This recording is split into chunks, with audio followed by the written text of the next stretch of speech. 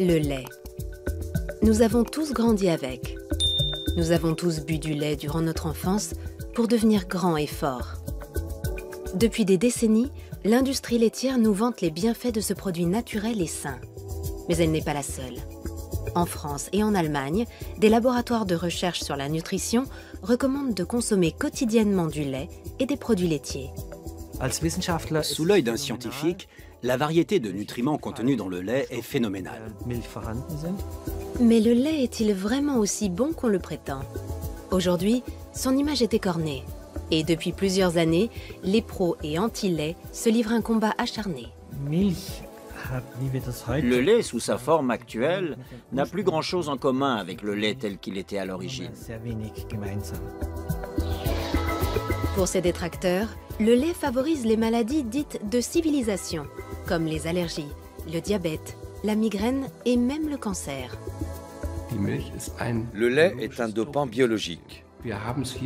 Nous sommes face à un système qui stimule en permanence notre croissance. Je pense que les maladies de civilisation sont dues à une croissance trop rapide. Dans la bataille du lait, pro et anti-lait s'accusent mutuellement d'alimenter la polémique. Résultat, le lait et ses dérivés comptent aujourd'hui parmi les aliments les plus sujets à controverse. On étudie, on regarde, on n'est pas comme ça dans ce combat. Moi, je n'ai pas de combat, c'est les anti-laits qui sont en combat. Alors, qui croire? Le consommateur est désorienté. Le lait est-il bon pour la santé? Ou est-il responsable de certaines maladies? Nous avons voulu faire toute la lumière sur cette question.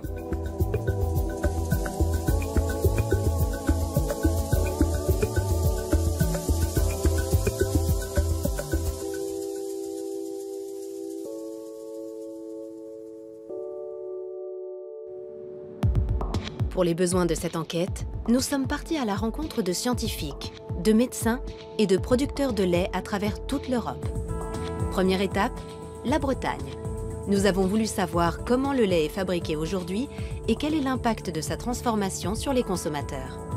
La coopérative laitière Laïta a accepté de nous recevoir.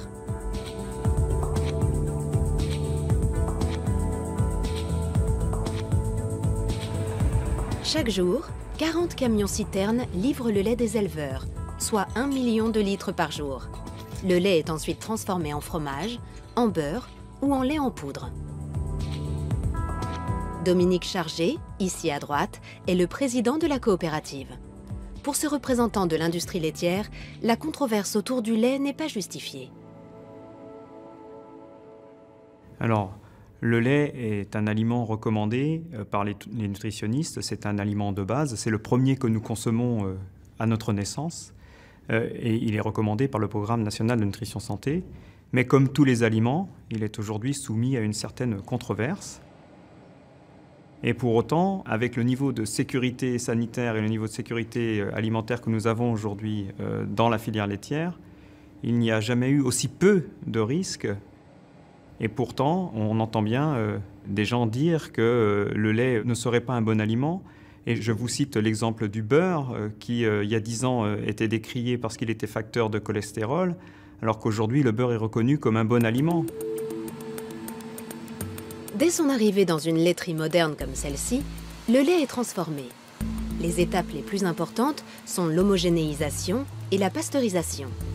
L'homogénéisation consiste à réduire les particules de matière grasse pour éviter que la crème ne remonte à la surface. La pasteurisation consiste à chauffer le lait à une température de 72 à 75 degrés pendant 30 secondes. Cette étape vise à détruire les germes et les bactéries et à garantir la bonne conservation du lait. Dans cette entreprise, le lait pasteurisé est transformé en différents produits, comme par exemple le fromage. Malgré un mode de production industriel, la direction de Laïta affirme que ces produits restent naturels. Fabriqués de façon traditionnelle, ils seraient sains et sans danger.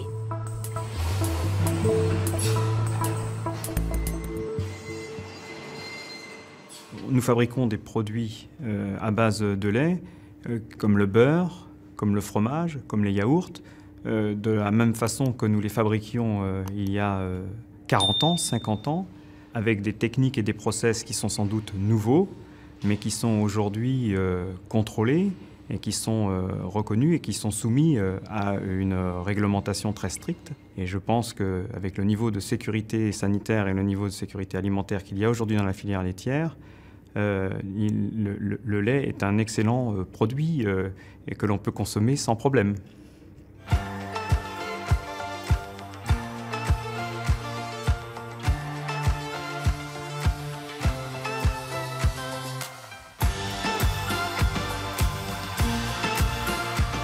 Et vous, c'est quoi votre milk moment?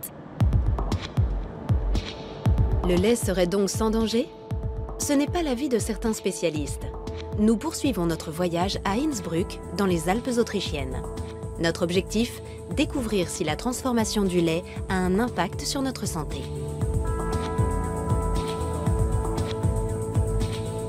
Nous avons rendez-vous au cabinet du docteur Maximilian Ledorowski.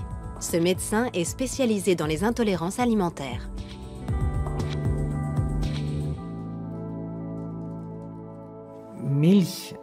Le lait, sous sa forme actuelle, n'a que très peu de points communs avec le lait tel qu'il était à l'origine.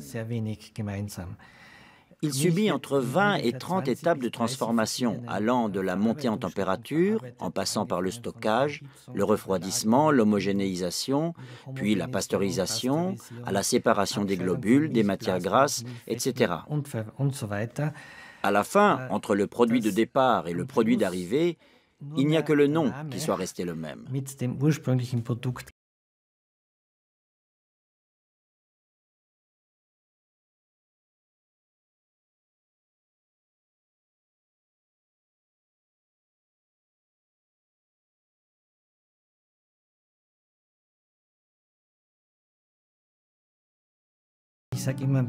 Je dis toujours avec ironie que je soigne les maladies que les nutritionnistes ou les médecins-chercheurs en nutrition ont créées grâce à leurs recherches.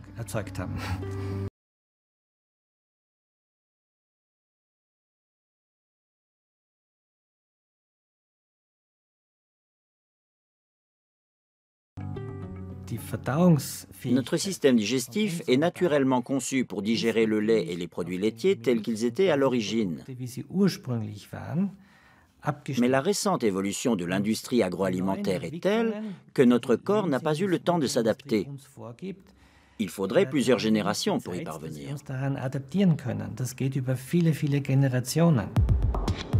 Les méthodes de transformation modernes ont-elles fait du lait un produit industriel difficile à assimiler? Voyons ce qu'en pensent les établissements de renom spécialisés dans la nutrition. En France, l'Institut Pasteur de Lille est le premier centre de recherche fondamentale au monde.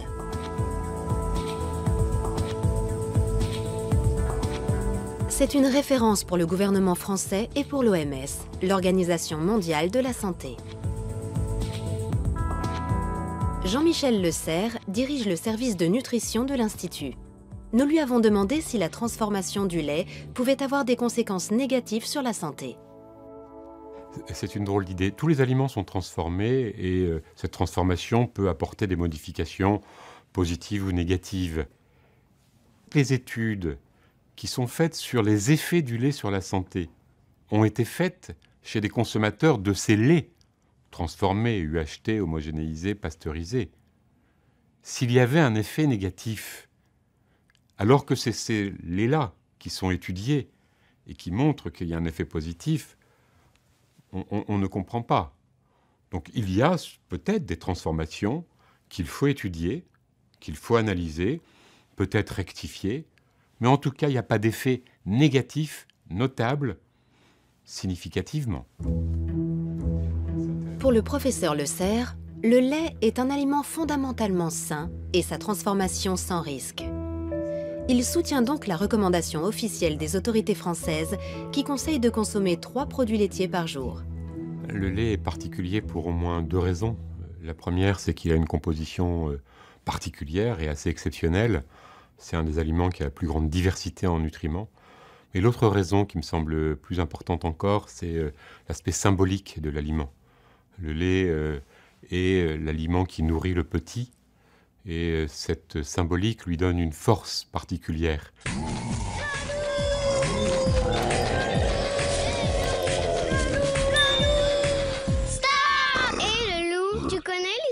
de Paf Paf Paf le loup? Alors, c'est l'histoire de 3 petits cochons qui mangeaient 3 produits laitiers par jour. Quand tout à coup, le loup! Les produits laitiers sont nos amis pour la vie. En Allemagne aussi, l'Institut national de nutrition financé par l'État encourage la consommation de produits laitiers. Idéalement, l'Institut préconise la consommation d'1 quart de litre de lait écrémé et de 2 tranches de fromage maigre par jour. L'Allemagne et la France sont les 2 plus gros producteurs de lait d'Europe. Dans ces 2 pays, l'industrie laitière est un acteur économique de poids. La France produit près de 25 millions de tonnes de lait de vache par an. L'Allemagne en produit près de 32 millions. Ces quantités colossales s'expliquent par l'efficience des élevages, mais aussi par l'utilisation de vaches à haut rendement et d'aliments concentrés.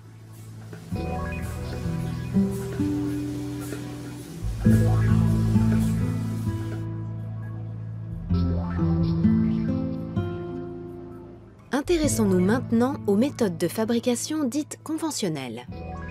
Nous nous rendons à la ferme Penneland, dans le nord de l'Allemagne. Philippe Kowolik dirige l'exploitation. Notre ferme compte 1 millier de vaches qui produisent du lait tous les jours. Il y a 3 traites quotidiennes et nous avons 4 étables distinctes, dans lesquelles les bêtes sont réparties en 6 groupes.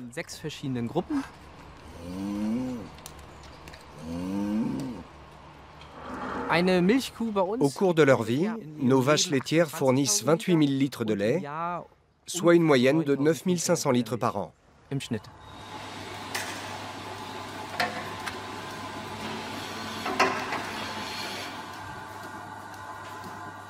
Pour une ferme conventionnelle, nous sommes légèrement au-dessus de la moyenne. Pour obtenir encore plus de lait, nous surveillons l'état de santé de nos bêtes et leur durée d'exploitation. Pour qu'une vache donne beaucoup de lait, elle doit être en bonne santé. Elle doit se sentir bien, sinon elle ne donnera pas beaucoup de lait. Tout va bien? Oui, super. Elles ne bougent pas. Ça prouve qu'on fait les choses bien. Elles ne sont pas nerveuses, elles ne nous repoussent pas et se laissent faire.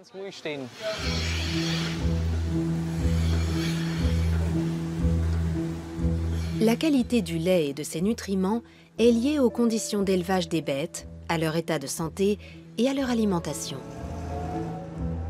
Ici, les vaches sont nourries avec de l'herbe et un mélange d'aliments énergétiques composés de maïs, de résidus de céréales et de colza. Autrement, elles ne seraient pas aussi productives. Mais à l'origine, les vaches ne sont-elles pas exclusivement herbivores? Les vaches laitières d'aujourd'hui ont besoin d'aliments concentrés. Si on leur laisse le choix entre de l'herbe et des aliments concentrés, elles iront en premier vers les aliments concentrés. Les vaches ont un certain besoin d'énergie que nous devons satisfaire. On ne peut pas les comparer aux bovins d'il y a 2000 ans. C'est impossible. Une vache à haut rendement, donc qui donne beaucoup de lait, est plus saine car elle est surveillée. Seule une bête bien soignée peut être en bonne santé et donner beaucoup de lait. Une vache ne fait pas ça toute seule. Le lait ne tombe pas par magie dans la cuve ou dans la bouteille.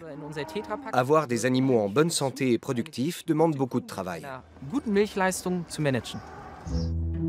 Pour Philippe Kowolik, un élevage ultra performant n'a pas d'impact négatif sur la qualité du lait. Au contraire, dans l'ensemble, le lait serait même meilleur. Les nutriments sont restés les mêmes. Si on regarde 20 ou 30 ans en arrière, rien n'a changé. La qualité du lait s'est même améliorée grâce à la chaîne du froid, toujours à 4 degrés. Il faut refroidir le lait très vite. Ensuite, il part à la laiterie dans des camions-citernes. Toute cette chaîne est extrêmement efficace. Elle est contrôlée en permanence.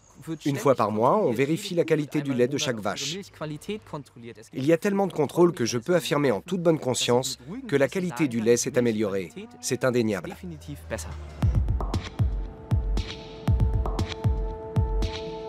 La qualité du lait s'est-elle réellement améliorée? Pour en avoir le cœur net, nous nous rendons à la clinique Paracelsus dans le nord-est de la Suisse.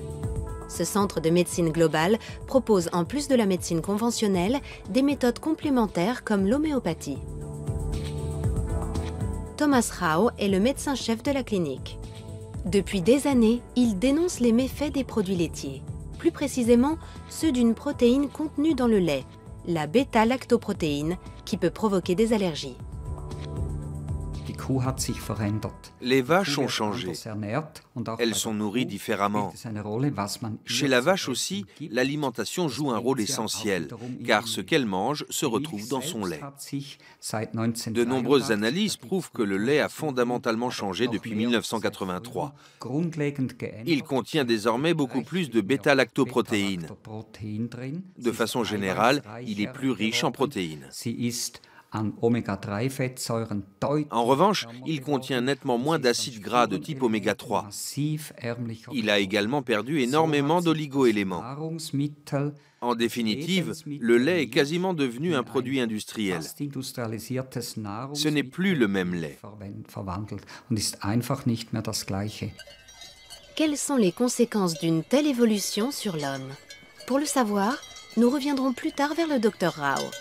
En attendant, peut-on penser qu'il y a moins de risques avec le lait bio? Et quelle est la différence entre le bio et le conventionnel? Nous poursuivons notre voyage en Suisse à la ferme Rheinau. Cette exploitation bio observe le cahier des charges strict des directives écologiques Déméter. La ferme compte 70 vaches seulement. Elles ont encore des cornes et chacune a un petit nom. Martin Ott est un agriculteur bio. Il est aussi l'ancien directeur du site. En termes de production, Martin Ott s'est fixé pour objectif de ne pas mettre ses vaches sous pression. Il y a 200 ans, la championne du monde produisait environ 2000 kilos de lait par an. Aujourd'hui, on en est à 27 000. Une telle quantité de production ne peut se faire qu'au détriment de la santé des bêtes. En plus, nous avons des surplus de production. Résultat, les prix baissent, la pression augmente encore plus, et nous voici dans la spirale que nous connaissons. Mais j'ai fait une découverte formidable. Il suffit de bien comprendre la vache. Il faut la comprendre dans ce qu'elle fait de mieux, et lui rendre ce rôle qu'elle a toujours joué, et qui consiste à manger de l'herbe.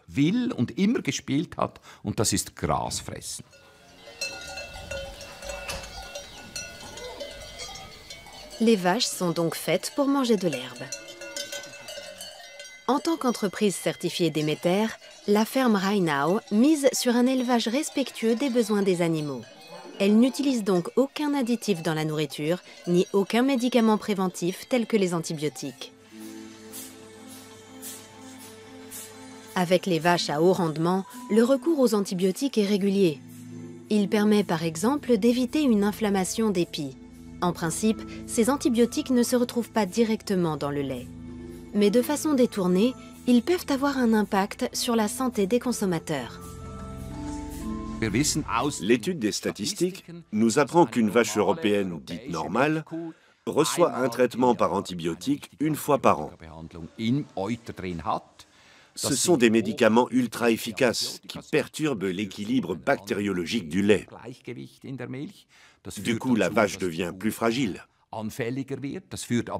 Autre conséquence, les antibiotiques sont éliminés dans l'urine et dans les excréments qui s'infiltrent dans le sol. Ils modifient la microbiologie des sols, qui modifie la croissance des plantes. Le cycle est sans fin. Avec le temps, l'homme développe une résistance aux antibiotiques, qui deviennent moins efficaces, mais dont nous avons besoin dès que nous sommes malades. Ici, le nombre de vaches dépend de la surface nutritive au sol. C'est une économie circulaire qui inclut l'agriculture et qui se suffit à elle-même, avec pour conséquence des tarifs au litre beaucoup plus élevés. La ferme se présente comme le contre-modèle d'un élevage dit conventionnel, qui pour la plupart achète des aliments contenant du maïs et de l'huile de palme sur le marché international. Si on ne change rien à ce système et qu'on veut produire les mêmes quantités de lait qu'à l'heure actuelle, on ne peut pas faire du bio, car le bio reste un système. La production mondiale de lait à partir de l'herbe sera toujours limitée, notamment par les vaches. Si on encourage ce système, il y aura moins de lait et son prix remontera. Il sera peut-être plus cher que le Coca-Cola, mais ce sera à nouveau le prix juste. Le lait retrouvera alors toute sa place dans notre alimentation. Il ne sera plus un produit comme les autres, un produit industriel qu'on trouve partout, sous toutes les formes.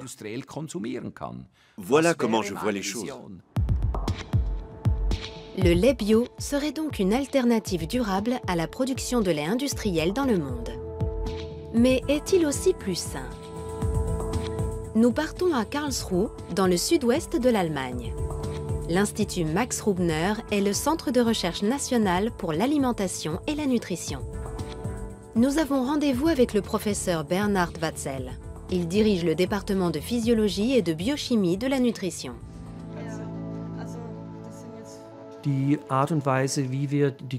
La façon de nourrir les vaches a des conséquences sur la composition du lait.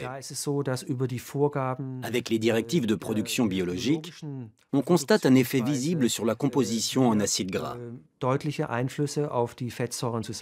En général, dans un lait bio, nous avons des compositions plus intéressantes, avec de fortes concentrations en nutriments essentiels, comme les oméga 3. On en trouve en général 50% de plus. À long terme, cela peut présenter un certain avantage, mais un avantage somme toute très relatif. Pour le professeur Watzel, le lait est un aliment sain et le lait bio l'est un peu plus encore.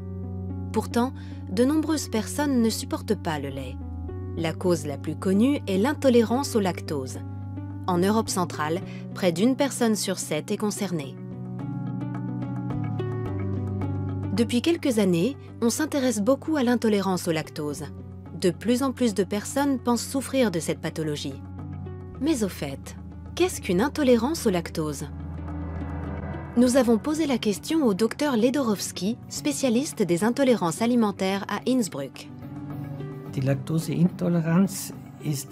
En réalité, l'intolérance au lactose représente la norme. Car une fois sevré, 75% de la population mondiale perd la capacité à digérer le lactose. Et lorsqu'il ne peut pas être digéré, le lactose est fermenté par les bactéries qui se trouvent dans l'intestin. Le problème, c'est que ces produits de fermentation peuvent provoquer des maux de ventre, des diarrhées, des ballonnements, etc.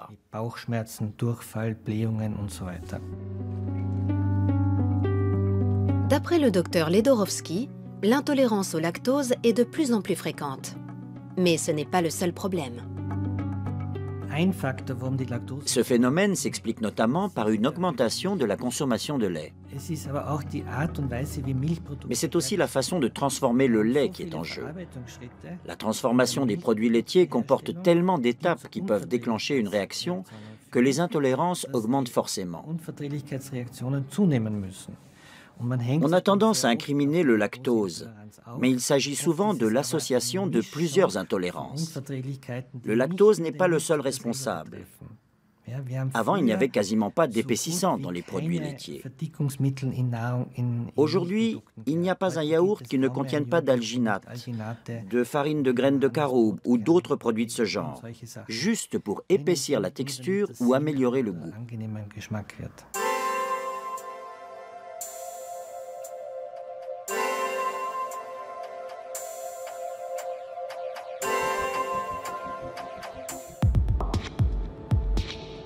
La publicité pour les produits laitiers incite à consommer plus de lait. En même temps, les intolérances sont de plus en plus nombreuses. Et le lactose n'est pas le seul en cause. Bien souvent, les symptômes sont inattendus. Cet homme en a fait l'expérience. Alain Gouriou vit avec sa famille près de Paris. Avant, il mangeait plusieurs yaourts par jour. Puis, il a commencé à souffrir de migraines. Il n'a d'abord pas fait le rapprochement avec sa consommation de produits laitiers. J'avais des maux de tête persistants, environ 2 à 3 céphalées par mois, qui pouvaient s'étaler sur 2 ou 3 jours si je ne les gérais pas avec de l'ibuprofène. Et donc, ça faisait partie de ma vie quotidienne. J'étais quelqu'un qui avait beaucoup de maux de tête. Donc je me suis dit, je vais aller voir un neurologue, et il se trouvait que ce soit le docteur Aranda. Le docteur Aranda exerce dans une clinique de Courbevoie en banlieue parisienne. Ce neurologue reçoit souvent des patients comme Alain Gouriou. Depuis 20 et quelques années que je conseille d'arrêter le lait aux gens qui ont des maux de tête, vous êtes peut-être le 3 millième à me donner le même témoignage. Donc la répétition de l'expérience est toujours un argument de véracité, si on peut dire. Alors, je suis arrivé donc dans le cabinet de Dr Aranda, je lui ai exposé mon problème qui était effectivement donc des céphalées assez régulières. Et il l'a posé à un moment, il m'a regardé, il a dit on va essayer quelque chose, vous allez essayer d'arrêter les produits laitiers et voir ce que ça donne. J'étais un peu déçu, je me suis dit tout ça pour ça, un mois d'attente, voilà, pour arrêter les produits laitiers. Donc c'est vraiment ça, enfin c'est la discussion qu'on a eue ensemble. Je pense que la dégradation, enfin la mauvaise dégradation du lactose va entraîner la production de déchets qui vont, comme tous les déchets, avoir des effets toxiques, un peu entre guillemets, hein, c'est une toxicité relative, mais une toxicité quand même, et qui vont générer des maux de tête. Simplement, j'ai des milliers de patients qui avaient des maux de tête et qui ont vu leurs maux de tête disparaître quand ils ont arrêté de consommer du lait. Bien, et les maux de tête, donc il n'y en a pratiquement plus. Il y en a eu quelques-uns récemment qui sont revenus, mais vraiment, enfin pas aussi, vraiment... Très léger. Très très léger, voilà. Alors, quasiment du jour au lendemain, quand j'ai arrêté les yaourts, le lait, la crème, je n'ai plus de maux de tête. C'est-à-dire qu'en fait, mes épisodes de céphalée que j'avais tous les semaines, tous les 2 semaines, se sont tout simplement arrêtés, quasiment du jour au lendemain.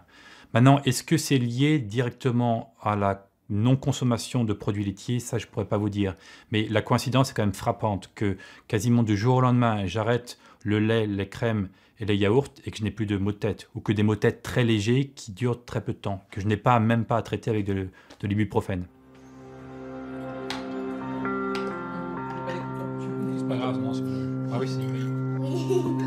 Aujourd'hui, c'est toute la famille Gouriou qui a en grande partie renoncé aux produits laitiers. Ils les ont remplacés par des substituts végétaux, comme le lait de riz. Beaucoup de gens qui consomment du lait avec des troubles intestinaux se plaignent d'être fatigués, de mal dormir, d'avoir la tête un peu embrouillée. Tout ça, ce ne sont pas des maladies, c'est pas bien étudié dans les études scientifiques, mais dans mon expérience, c'est vraiment très souvent mieux quand les gens arrêtent de lait. Ils se sentent plus en forme, plus en forme, la tête plus performante, etc. Retour à l'Institut Max Rubner. Pour le professeur Watzel, nutritionniste, les expériences médicales comme celle du docteur Aranda avec ses patients ne justifient aucune extrapolation. Les expériences de certains médecins avec leurs patients sont individuelles et je ne les remets absolument pas en question. Le problème, c'est qu'il s'agit de cas isolés. Ça ne correspond à aucune méthodologie scientifique. On ne peut pas transposer ces cas isolés et ces expériences à l'ensemble de la population.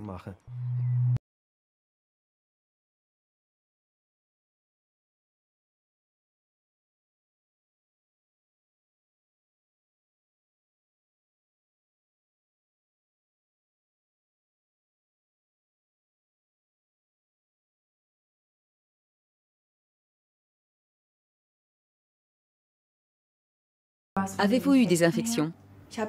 Une seule, mais qui a vite disparu. En 2 jours, je n'avais plus mal à la gorge. Qu'avez-vous changé dans votre alimentation? J'ai supprimé le gluten et le lait. Bien. Et comment le vivez-vous? C'est supportable? Oui, c'est bon aussi. On s'y habitue. Tous les produits qui contiennent des protéines de lait de vache comme les yaourts, le fromage, la crème sous toutes ses formes et tout ce qui contient du lait sont des produits qui posent un problème parce qu'ils sont très allergisants.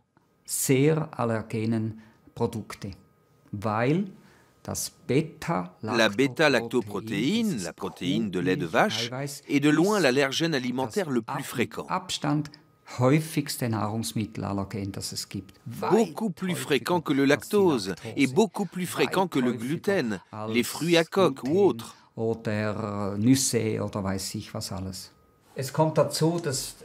Avec 2 allergies alimentaires, chez vous le lait et le gluten, c'est 2 fois plus embêtant.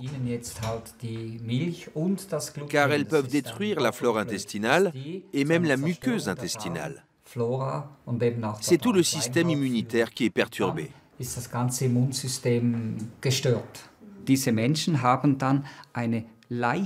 Ces personnes ont un taux d'histamine légèrement plus élevé. Du coup, elles réagissent plus fortement à d'autres allergies.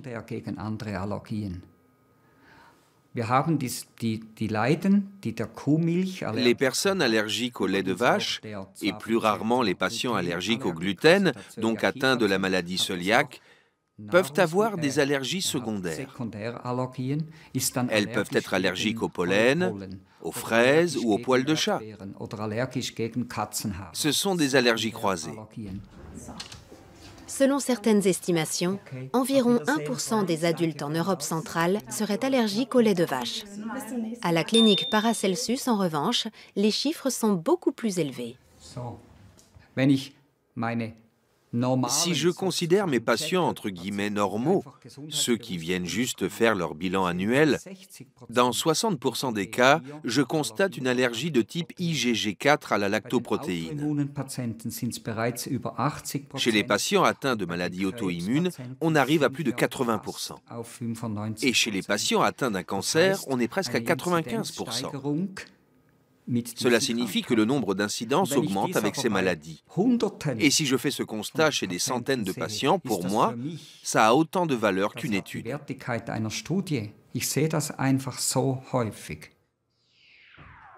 D'après les conclusions du Dr Rao, le lait et ses dérivés peuvent aussi provoquer des troubles immunitaires, c'est-à-dire un affaiblissement chronique de notre système de défense.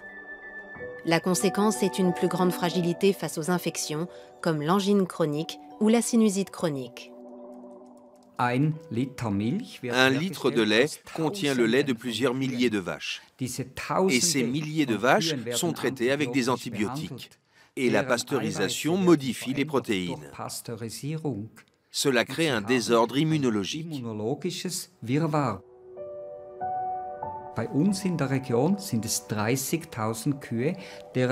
Dans notre région, c'est le lait de 30 000 vaches qui est mélangé pour ensuite être transformé. Cela signifie que nous avons 30 000 profils immunologiques individuels mélangés. C'est comme si une avalanche d'informations immunologiques s'abattait sur nos jeunes enfants.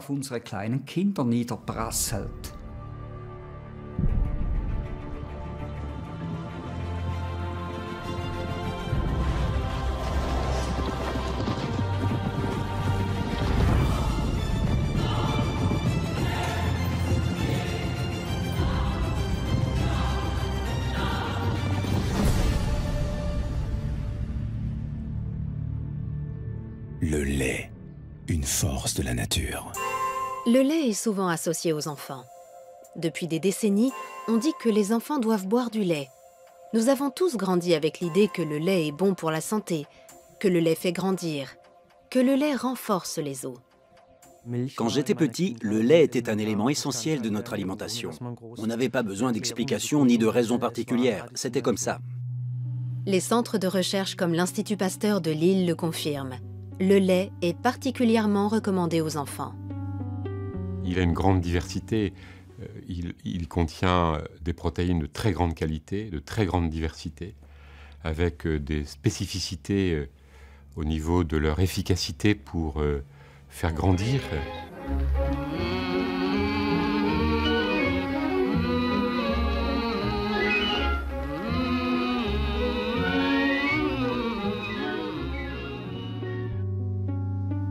Mais pour les détracteurs du lait comme le docteur Ledorovsky, médecin nutritionniste, il n'apporte aucun bienfait aux enfants ni aux adolescents, au contraire.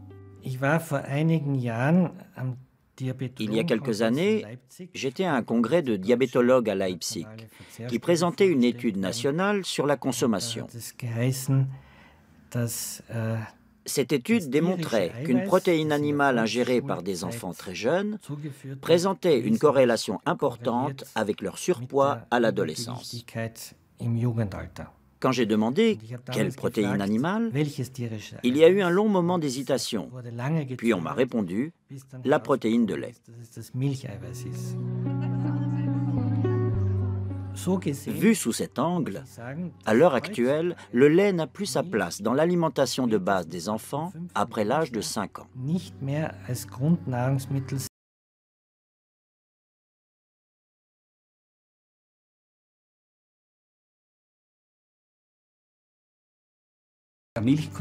La consommation de lait peut avoir des conséquences très différentes sur les enfants. Ils peuvent développer des allergies, de l'asthme, et même à long terme, avec l'hyperstimulation du système immunitaire, des maladies auto-immunes.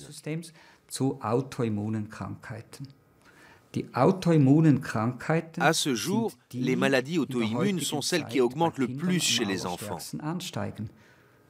L'arthrite juvénile, le diabète et beaucoup d'autres. Und x andere Krankheiten auch, welche autoimmun sind. Le lait est-il vraiment à l'origine de ces maladies? Le professeur Watzel ne voit aucun lien entre les deux. Les données scientifiques montrent que pendant l'enfance et l'adolescence, la consommation de lait n'a aucun effet négatif sur le poids ni sur le diabète. Au contraire, consommé de façon régulière et modérée, le lait a une action protectrice. Néanmoins, il faut bien regarder, surtout chez les enfants, quels produits on consomme. Car de nombreux produits à base de lait contiennent beaucoup de sucre ajouté.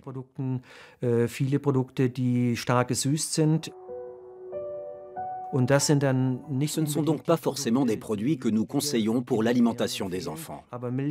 En revanche, le lait, les yaourts nature et le fromage sont tout à fait recommandés, car ils contiennent une grande variété de nutriments essentiels. Le lait est un produit naturel et de qualité. Le lait est sain et il rend beau. C'est ce qu'affirme ce spot publicitaire.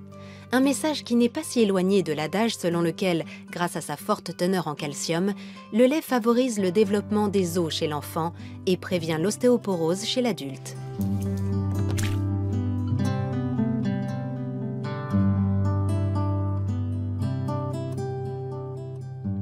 Toutes les études cliniques qui ont été faites, où on donne des produits laitiers ou du calcium à des personnes pendant une durée suffisamment longue, montrent que la densité de l'os augmente, la solidité de l'os augmente, la concentration en calcium de l'os augmente.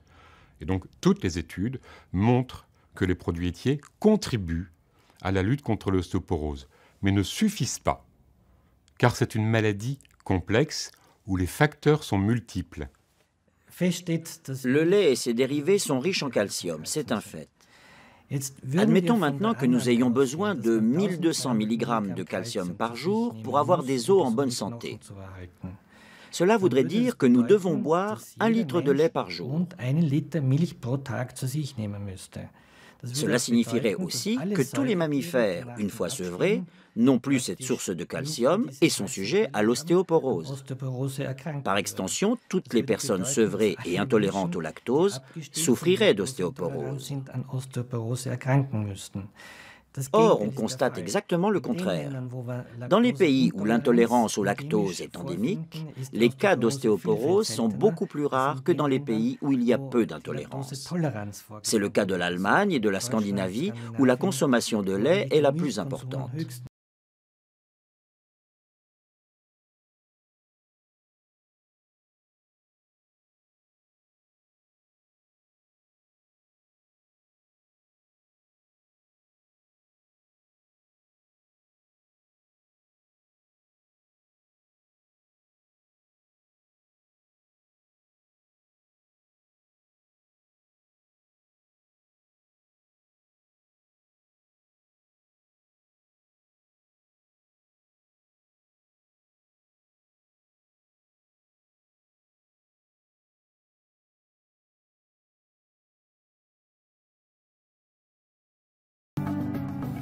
Chez les femmes, nous avons découvert un risque élevé de fractures, des fractures de la hanche en particulier. C'est la fracture la plus grave chez les personnes âgées. Nous avons également noté un taux de mortalité plus important chez les femmes qui boivent beaucoup de lait. Nous avons constaté cette même tendance chez les hommes, mais à une moindre échelle. Pour le professeur Michaelson, ces résultats s'expliquent par la présence de galactose, un composant du lactose. En laboratoire, les animaux qui ont reçu du galactose ont vu leur processus de vieillissement s'accélérer. La quantité de galactose administrée à ces animaux correspond à la dose présente dans 1 à 2 verres de lait, ce qui corrobore parfaitement les résultats de notre étude. Le lait et ses dérivés seraient-ils nocifs? Pour le professeur Michaelson, la question n'est pas aussi tranchée. Son étude fait clairement la distinction entre le lait à boire et les produits fermentés comme les yaourts et le fromage. Ces derniers contiennent nettement moins de galactose, mais cette étude a permis d'autres révélations. Nous avons également découvert que la consommation élevée de fromage, de lait caillé et de yaourt était associée à un risque légèrement réduit de fractures et de mortalité, contrairement au lait. Pour l'heure, si le professeur Michaelson ne donne aucune recommandation nutritionnelle, c'est qu'il n'est pas encore arrivé au terme de son programme d'études. Cependant, pour lui, une chose est d'ores et déjà sûre. Boire du lait en grande quantité ne permet pas de prévenir les fractures. Notre étude montre que le lait augmente le risque de fracture chez les personnes âgées, alors que nombre d'autres études démontrent qu'il ne diminue pas le risque de fracture, contrairement à ce qu'ont affirmé les producteurs de lait pendant des dizaines d'années.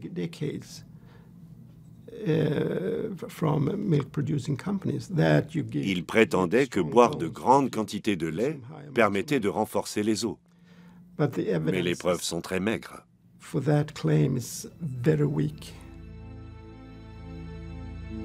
Les Français et les Allemands devraient-ils boire moins de lait pour éviter tout risque de fracture? Non, répondent les spécialistes des deux pays. Les centres de recherche sur la nutrition maintiennent leur position, car la consommation de lait en Suède n'est pas comparable à nos pays. Par ailleurs, cette étude montre que boire du lait en quantité trop faible n'est pas bon non plus. Quand on regarde dans cette étude, les femmes consommaient environ 600 ml de lait par jour. Aujourd'hui, en France, on est à 100 ml. Donc ce sont deux choses qui sont totalement différentes. Et donc il faut se poser la question du pourquoi les excès de produits laitiers, puisque c'est un excès, ne sont pas bénéfiques. Il me semble qu'un excès n'est jamais bénéfique. Et donc moi, je ne recommande absolument pas l'excès. L'autre excès qui est bien démontré cette fois-ci, c'est que les personnes qui ne consomment pas du tout de produits laitiers, pour des tas de raisons, ça peut être des enfants qui n'en consomment pas pour des raisons qui sont liées à une intolérance quelconque, ont beaucoup plus de fractures, 2 à 3 fois plus de fractures. Ça, c'est totalement démontré. Cette étude suédoise aura eu le mérite de prouver une chose. Avec les aliments complexes comme le lait, il est difficile d'être catégorique. Par ailleurs, dans quelle mesure les résultats d'études isolées autorisent-ils l'extrapolation? Lorsqu'on s'intéresse aux effets des aliments sur la santé, il convient de se poser la question suivante. De quelles informations disposons-nous? Toutes les études ne sont pas aussi qualitatives. La communauté scientifique a défini des critères bien précis afin de juger de leur bien fondé. Quelle est la pertinence de ces données?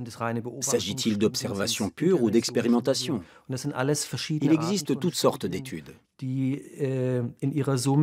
Nous, les scientifiques, sommes en mesure d'établir un classement. Nous pouvons les ranger dans la catégorie des études convaincantes, des études plausibles ou de celles qui relèvent de la possibilité.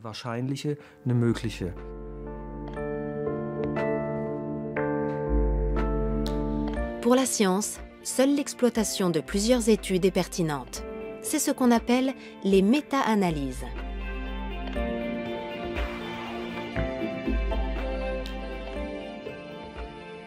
Je conseille toujours aux journalistes de ne pas se fier à une seule étude, car vous en trouverez toujours une qui confortera vos arguments ou votre interprétation.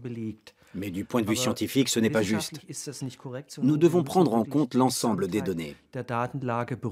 C'est le seul moyen d'évaluer de façon à peu près objective la valeur de ces informations.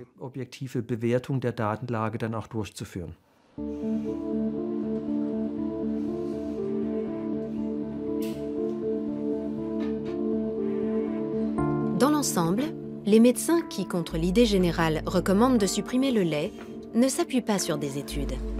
Ils préfèrent se fier à leur expérience thérapeutique avec les patients, même s'ils n'ont pas la reconnaissance scientifique que peuvent apporter des études.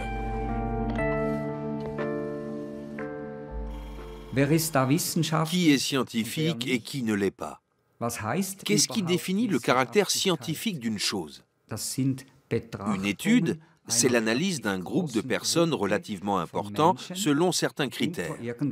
C'est exactement ce que je fais. J'étudie un immense groupe de patients depuis 30 ans. Entre 100 et 300 personnes viennent ici chaque jour. Nous leur donnons des conseils et leur santé s'améliore. Pour moi, c'est beaucoup plus empirique et scientifique que certaines études mensongères.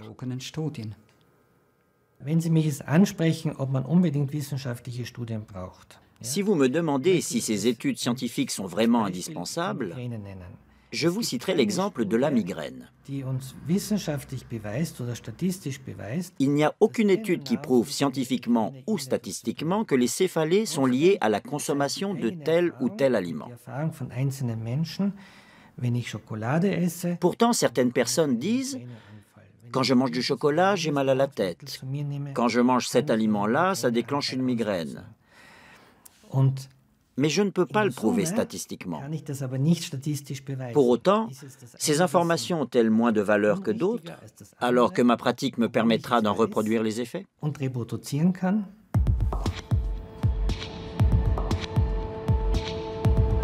Les anti-laits pointent un autre problème, le manque d'indépendance de certaines études, ou encore les liens entre les scientifiques et l'industrie. Nous partons dans le sud de la France, dans la région de Nîmes.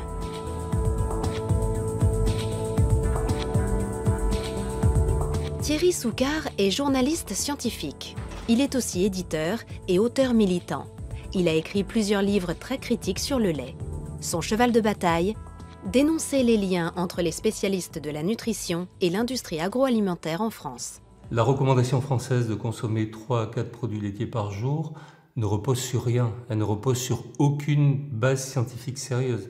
Elle ne repose que sur la proximité entre les pouvoirs publics français, les personnes qui décident de la nutrition en France et l'industrie laitière. Cette proximité, je l'ai exposée en donnant les noms des responsables français dans mes livres, sans jamais avoir eu de procès ni de demande de rétraction. Thierry Soucard pose un regard critique sur l'Institut Pasteur qui, selon lui, n'est pas tout à fait indépendant financièrement. L'Institut Pasteur de Lille est un institut qui est en situation financière délicate et qui donc dépend beaucoup de l'argent de l'industrie et notamment de l'argent de l'industrie laitière.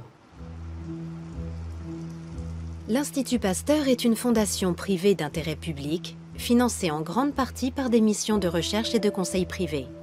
Parmi les mécènes et les mandataires de ces missions, on trouve des groupes laitiers comme Danone et Lactalis. Il reçoit un tout petit peu de fonds de l'État, mais très peu, puisque je vous disais qu'il est autofinancé à 80%. Et puis le reste, c'est la vie d'un service de recherche comme les autres. Tous les services de recherche en France, tous, ont un double financement qui est le financement propre ou financement de l'État et les financements privés. Tous les services de recherche en France sont comme ça. Thierry Soucard dénonce aussi les liens entre le professeur Le Serre et l'industrie laitière. Le professeur Le Serre est membre du comité scientifique de l'OCHA, l'Observatoire CNIEL des habitudes alimentaires. Cette organisation est chapeautée par le Centre national de l'économie laitière. Pour Thierry Soucard, il y a conflit d'intérêts. Quel conflit d'intérêts? Moi, je fais partie de ce groupe bénévolement. Voilà, donc c'est un groupe de chercheurs, des sociologues, des psychologues, des nutritionnistes. On se réunit, on mène des travaux, on dirige des thèses, on organise des colloques. On fait ça parce qu'on est passionné par notre métier. Je ne vois pas très bien où est le conflit d'intérêts. Il n'y a que lui qui n'y voit pas de problème. Toute la presse y voit un problème. Tous les gens qui s'occupent d'éthique voient un problème avec les conflits d'intérêts entre chercheurs et industriels. Mais quand vous interrogez un médecin ou un chercheur qui est lié à l'industrie pharmaceutique ou l'industrie agroalimentaire, évidemment, il ne voit pas de problème. Retour en Allemagne, et à la question qui nous préoccupe, le lait est-il bon ou pas pour la santé? L'ultime étape de notre voyage nous conduit à l'université d'Osnabrück, dans le nord-ouest de l'Allemagne. C'est ici qu'enseigne le professeur Bodo Mellnik, dermatologue. Le professeur Mellnik a développé une théorie sur le lait qui a fait beaucoup de bruit dans le milieu scientifique ces dernières années. Selon lui, le lait contiendrait un système de signaux biochimiques qui stimule la croissance et qui peut avoir de lourdes conséquences. Nous savons désormais que l'acné apparaît de plus en plus tôt, dès l'âge de 8-9 ans. Nous savons aussi qu'il dure beaucoup plus longtemps. Environ 50% des Américaines, par exemple, ont encore de l'acné à la trentaine.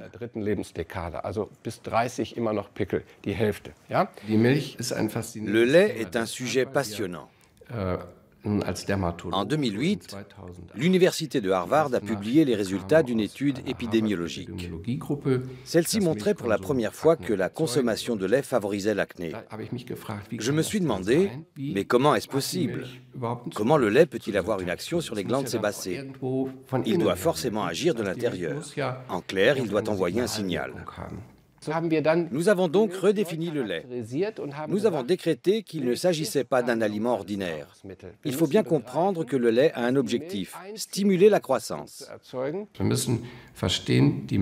Le lait joue un rôle capital. C'est un dopant biologique. D'après la thèse du professeur Mellnik, le lait envoie deux signaux de croissance dans le corps. Premièrement, ces acides aminés stimulent le foie qui produit l'hormone de croissance IGF-1. Deuxièmement, les micro-ARN, des petites particules génétiques, régulent les gènes humains pour stimuler la croissance. L'acné apparaît à la puberté, alors que notre corps est peut-être déjà en train de stimuler le développement anormal d'autres glandes. Et ça continue jusqu'au diabète. Si ces signaux sollicitent en permanence nos glandes, c'est là qu'apparaissent le diabète, le surpoids, l'insuline qui fait grossir les cellules adipeuses et pour finir les maladies liées à la démence. Pour Parkinson, qui est aussi une maladie neurodégénérative qui évolue en permanence, il y a une corrélation évidente avec la consommation de lait. Nous sommes face à un système qui stimule en permanence notre croissance. Je pense que les maladies de civilisation sont dues à une croissance trop rapide. Selon le professeur Mellnik, cette croissance excessive peut même augmenter le risque de cancer. Le lait contient une particule génétique spécifique également fabriquée par les cellules cancéreuses pour accélérer leur croissance. On l'appelle OncoMIR21.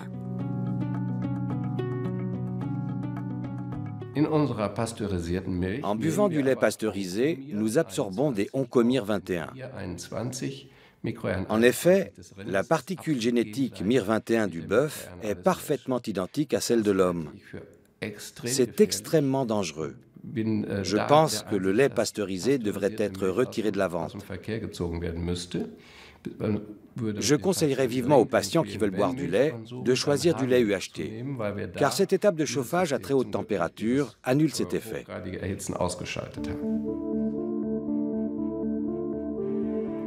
La théorie du professeur Mellnik est encore isolée. La plupart des spécialistes en nutrition la rejettent en bloc. C'est le cas du professeur Watzel de l'Institut Max Rubner. J'ai rencontré le professeur Mellnik à plusieurs reprises. Nous avons eu de longues discussions, parfois même au sein d'un comité d'experts. Son hypothèse est intéressante, mais il n'a aucune preuve dans la pratique. Les données issues d'études expérimentales ou d'observations sur des humains indiquent le contraire. En clair, la majorité des études démontrent qu'il n'y a aucun rapport entre le lait et les maladies de civilisation. Seules les études sur le cancer sont plus nuancées. Si la consommation de lait augmente légèrement le risque de cancer de la prostate, elle diminue celui du cancer du côlon. Et pour les autres formes de cancer, les chercheurs ne voient aucun lien avec le lait. Pour ce qui est du cancer, il faut bien faire la part des choses. La seule conclusion pertinente du point de vue clinique concerne le cancer de la prostate, pour lequel une forte consommation de lait peut avoir des effets négatifs. Nous arrivons au terme de notre voyage. Savons-nous à présent si le lait est bon ou mauvais pour la santé? Les réponses sont contradictoires, les études pas vraiment parlantes. Alors qui croire? Les scientifiques qui ne jurent que par les études? Ou les médecins qui s'en remettent à leur expérience clinique? Si vous me demandez, je vous dirai que c'est moi qu'il faut croire. Je pense tout simplement que j'ai raison et que mon expérience personnelle le confirme. Je nage peut-être à contre-courant, mais je suis médecin. Je pratique la médecine traditionnelle et non la médecine parallèle. Je ne me base pas sur des croyances ésotériques quelconques, mais purement et simplement sur des études que j'ai menées moi-même et sur mon expérience personnelle. L'expérience face à la science. Pour la plupart des spécialistes en nutrition, les anti-laits sont des agitateurs motivés par des raisons idéologiques. Il faut séparer l'idéologie et la nutrition, ne pas moraliser la nutrition. Que le lait ne convienne pas à certains, c'est tout à fait normal. Qu'il ne soit pas parfait, c'est tout à fait normal. Qu'il y ait des études qui soient complexes et contradictoires, c'est normal. On étudie, on regarde. On n'est pas comme ça dans ce combat. Moi, je n'ai pas de combat, c'est les anti-laits qui sont en combat. À travers la publicité, l'industrie laitière a toujours tout fait pour préserver l'image du lait. Et ça marche. Malgré les critiques, l'image positive du lait ancrée dans l'esprit des consommateurs est restée intacte. J'ai un profond respect pour les performances en marketing des industriels. Ce sont des pros. Ils ont réussi à retourner l'opinion. C'est un lavage de cerveau qui dure depuis 30 ans. Ils ont tellement bien réussi qu'aujourd'hui, tout le monde est convaincu que le lait est bon pour la santé. Parmi les experts, le débat reste ouvert. Faut-il oui ou non consommer du lait? Les avis sont partagés. Sur le plan nutritionnel et physiologique, le lait est riche en nutriments essentiels. Il regorge de protéines, de minéraux et surtout de calcium. Du point de vue scientifique, tous ces arguments plaident en faveur d'une consommation modérée mais régulière.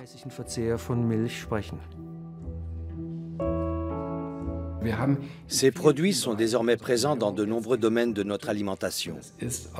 À mon avis, nous sommes clairement dans l'excès. Au bout de plusieurs dizaines d'années, cela entraîne une stimulation excessive. L'effet n'est pas immédiat. Il est long, insidieux et peut donc passer inaperçu. Notre enquête a révélé plusieurs choses. Le lait provoque plus de désagréments qu'on ne le pense. Sa suppression peut permettre à l'un ou l'autre patient de retrouver un certain équilibre. Quant à savoir s'il peut favoriser certaines maladies, les avis divergent. Chacun se fera donc sa propre idée sur la question.